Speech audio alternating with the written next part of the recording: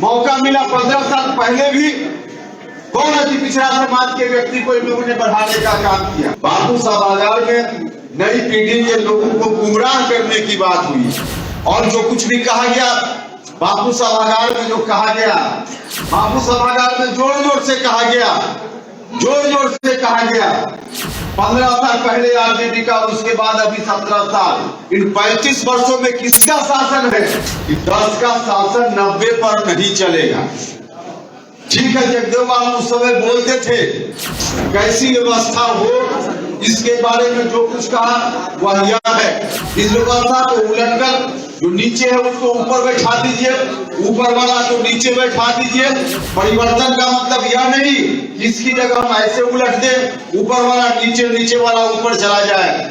अब ये कार्यक्रम कल हुआ बापू सभागार में, उस कार्यक्रम के माध्यम से जो बातें की गई जगदेव बाबू के बारे में वह भी हम सब लोगों ने देखा है, सुना है। भाइयों और मित्रों, नई पीढ़ी के लोग अब ज्यादा हैं। सीपी सिन्हा साहब जैसे लोग गिने चुने हैं जिन्होंने जगदेव बाबू के समय को देखा है, भुगता है, झेला है। नई पीढ़ी के लोगों को जगदेव बाबू के विचारों के बारे में, जो दूसरे महापुरुष थे उनके विचारों के बारे में, क्या चाहते थे जगदेव बाबू, किस तरह का समाज बनाना चाहते थे, उसके बारे में लोगों को ठीक से जानकारी होनी चाहिए। बापू सभागार में नई पीढ़ी के लोगों को गुमराह करने की बात हुई, गुमराह करने की बात हुई है। जगदेव बाबू और दूसरे जो इस तरह के महापुरुष थे उन्होंने क्या चाहा, क्या सपना था उनका? उनका सपना था, 2 मिनट में हम इसकी चर्चा करेंगे। भाइयों और मित्रों, यह बात ठीक है कि हमारा जो समाज है हजारों साल से यह समाज जात के आधार पर बटा हुआ समाज है, जात के आधार पर बटा हुआ समाज है।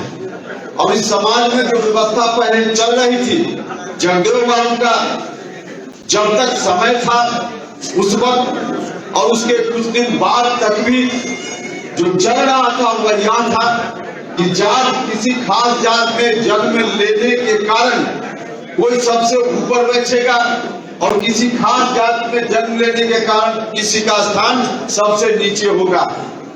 जगदेव बाबू जैसे महान लोगों ने उस व्यवस्था के खिलाफ विद्रोह किया। उन्होंने कहा कि जात के आधार पे, जन्म के आधार पे किसी भी व्यक्ति का समाज में स्थान तय हो यह ठीक नहीं है। इस व्यवस्था में बदलाव की बात उन्होंने की, लेकिन इस व्यवस्था में बदलाव की बात करते हुए कैसी व्यवस्था हो इसके बारे में जो कुछ कहा वह यह है। कभी उन्होंने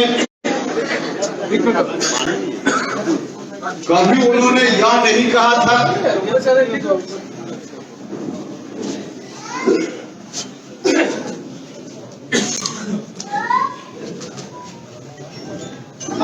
नया समाज कैसा बने उसके बारे में बोलते हुए कभी उन्होंने नहीं कहा कि समाज में जो व्यवस्था ऊपर से नीचे की ओर है, कोई सबसे नीचे जन्म के आधार पे, कोई उसके ऊपर, कोई उसके ऊपर, कोई सबके ऊपर, इस व्यवस्था को उलट देने की बात उन्होंने कभी नहीं कही। इस व्यवस्था को उलटकर जो नीचे है उसको ऊपर बैठा दीजिए, ऊपर वाला को नीचे बैठा दीजिए, इस तरह की व्यवस्था की बात उन्होंने नहीं कही थी।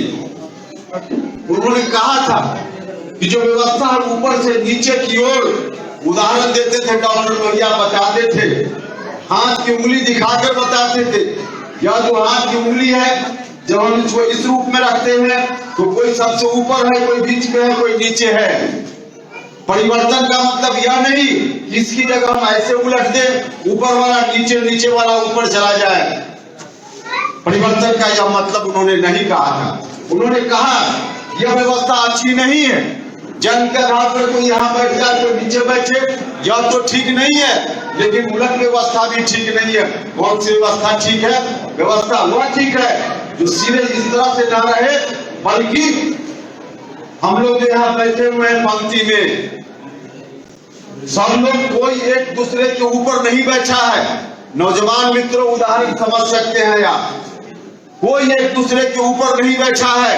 हम सब लोग एक दूसरे के बगल में बैठे हुए हैं। ऊपर वाला नीचे, नीचे वाला ऊपर नहीं, बल्कि खड़ी रेखा को पड़ी रेखा कर दो, एक के बगल में सब एक बैठ जाए। इस तरह की समाज बनाने की बात एक के बगल में एक, कोई ऊपर नहीं, कोई नीचे, जन्म के आधार पर नहीं, एक के बगल में एक। बगल में कोई अति पिछड़ा दलित नहीं बैठे, कोई पिछड़ा भी बैठे, बाकी लोग भी बगल बगल में बैठे। ऐसा समाज उन्होंने बनाने का प्रयास किया, ऐसा समाज। लेकिन आज जिस तरह से बात की जा रही है और जो कुछ भी कहा गया, बापू सभागार में जो कहा गया, भाइयों और मित्रों, कहा गया कि 10 का शासन 90 पर नहीं चलेगा। ठीक है, जगदेव बाबू उस समय बोलते थे, लेकिन जगदेव बाबू जब बोलते थे उस वक्त और आज में काफी फर्क है, काफी फर्क है। उस समय जो शोषण की बात जगदेव बाबू करते थे, 10% लोगों के बारे में कहते थे कि शोषक लोग हैं। निश्चित रूप से आज भी शोषण हो रहा है, लेकिन जो शोषण करने वाले शोषक हैं आज बदल गए हैं, आज बदल गए हैं। जगदेव बाबू के बाद शासन आज कितना दिन हुआ? 15 साल पहले आरजेडी का, उसके बाद अभी 17 साल। इन 35 वर्षों में किसका शासन है? आज कौन शासन में बैठा हुआ है? जगदेव बाबू ने या उस समय के लोगों ने जो छीनकर सत्ता वहां से लाई, सत्ता कहां सिमट कर रह गई है, सत्ता कहां लिपट कर रह गई है? भाई और मित्रों, आज इसको समझने की जरूरत है, इसको समझने की जरूरत है। सत्ता 10% के लोगों के हाथ में आज भी है, लेकिन उनके हाथ में नहीं है जो उस समय हुआ करते थे।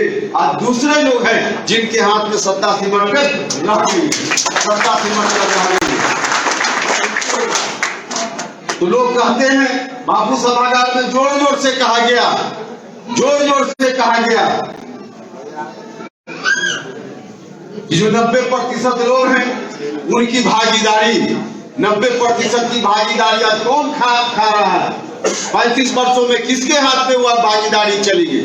35 वर्षों में जिसके हाथ में चली गई, बिहार के लोग देख रहे हैं, देश के लोग देख रहे हैं। जगदेव बाबू जैसे लोगों ने जद्दोजहद करके, संघर्ष करके जो सत्ता वहां से छीन कर लाने का काम किया था, उनकी कल्पना थी कि सत्ता वहां से लाएंगे तो सत्ता नीचे तक, गरीब लोगों तक, समाज के अंतिम व्यक्ति तक पहुंचने का काम है।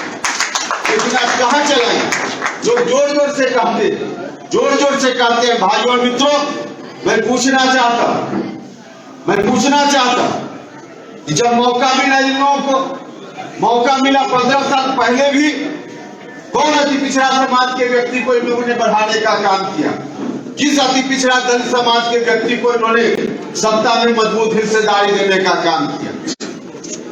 सत्ता सिर्फ उन लोगों के लिए नहीं मिला था, एक परिवार के लिए सत्ता का हस्तांतरण नहीं हुआ था।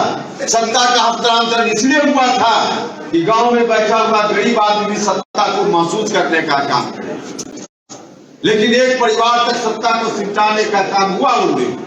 और आज वही लोग बापू सभागार में जोर जोर से कहते हैं, जोर जोर से कहते हैं, चिंता मत कीजिए, चिंता मत कीजिए, ताकत देने का काम कीजिए।